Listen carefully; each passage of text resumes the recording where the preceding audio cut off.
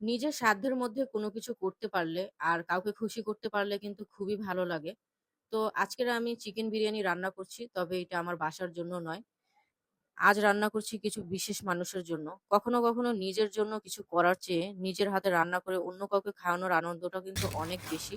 তাই ভাবলাম আজকের এই স্পেশাল দিনে, যেহেতু এই মাসটা আমার বাচ্চার জন্মদিনের মাস, তো আর আজকের দিনটাও শুক্রবার। এর জন্য চিন্তা করলাম কিছু বিশেষ মানুষকে একটু খুশি করা যায় কিনা।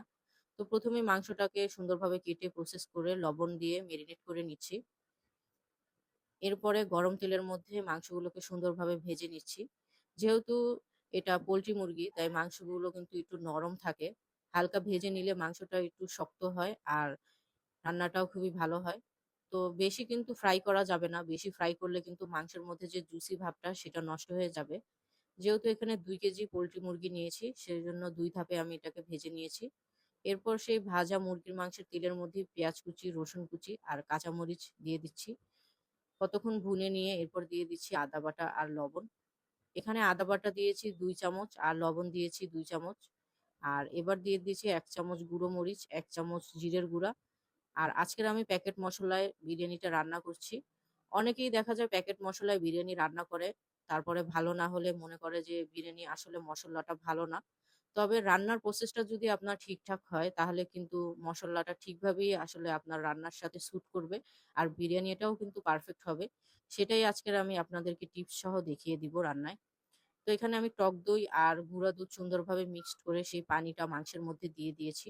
বেশি কিন্তু পানি আমি মাংসের মধ্যে দেইনি। তো মাংসটাকে ২০ মিনিট আমি রান্না করে এটাকে একদম ভুনা করে নিয়েছিলাম। এবার আলাদা একটি পাত্রে তেলটাকে গরম করে পেঁয়াজ কুচি, ২ চামচ আদা বাটা, ১ চামচ লবণ আর কিছু কাঁচামরিচ দিয়ে পোলাওর চালটাকে দিয়ে দিচ্ছি। পোলাওর চালটাকে আগেই আমি পানিতে সুন্দরভাবে ধুয়ে ছেঁকে নিয়েছি। চালটাকে সুন্দরভাবে ১০ মিনিট ভেজে নিয়েছি। এরপরে দিয়ে দিচ্ছি সেই মাংসের গ্রেভিটা। এখানে মাংসটাকে আমি আলাদা করে রেখে দিয়েছি।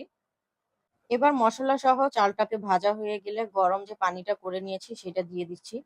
এখানে ১ কেজি চালের জন্য আমি ৭ গ্লাস পানি দিয়েছি। পানিটা শুকিয়ে নিয়েছি আর চালটাকেও হালকা সিদ্ধ করে নিয়েছি। এরপরে দিয়ে দিচ্ছি সেই মাংসগুলোকে। আর এই ভুলটাই অনেকে করে থাকেন। দেখা যায় ১ম এই পোলার চালের মধ্যে মাংসগুলো দিয়ে আর গ্রেভিটা দিয়ে পানি দিয়ে বিরিয়ানিটা রান্না করেন। যার জন্য মাংসের স্বাদটা নষ্ট হয়ে যায় অতিরিক্ত আবার গরম পানি দেওয়ার কারণে। সবশেষে ১ চামচ কেওড়া জল দিয়ে সুন্দরভাবে নেড়েচেড়ে আবারও তাওয়ায় বসিয়ে ১০ মিনিট দমে রেখেছি। তো দেখতেই পাচ্ছেন আমার বিরিয়ানি রান্নাটা কিন্তু কমপ্লিট। এবার আমি বিরিয়ানিটাকে ঠান্ডা করে কিছুটা তারপরে পার্সেল করে নিচ্ছি। এখানে মাংসটাকে আলাদা করে নিয়েছি যাতে আমি ইকুয়াল ভাবে সবগুলো পার্সেলে সমানভাবে মাংসটা দিতে পারি।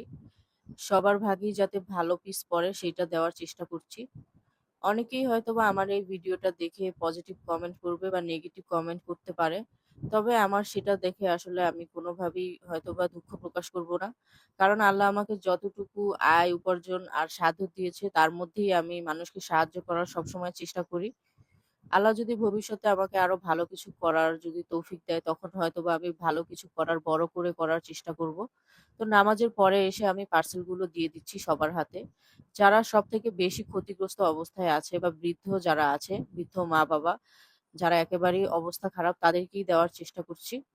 আর বিশেষ করে আমার মেয়ের হাত থেকেও দেওয়ার চেষ্টা করছি যাতে ও শিখতে পারে, বড় হয়ে যাতে বড়দেরকে সম্মান করতে পারে, নিজের সাধ্য অনুযায়ী সাহায্য সহযোগিতা করতে পারে সেটা ওকে শিখাচ্ছি। তো আমার ভিডিওটি যদি ভালো লেগে থাকে তাহলে অবশ্যই আপনারাও এভাবে সাহায্য করার চেষ্টা করবেন। আর আমার চ্যানেলটি সাবস্ক্রাইব করে পাশে থাকার চেষ্টা করবেন। Thank you.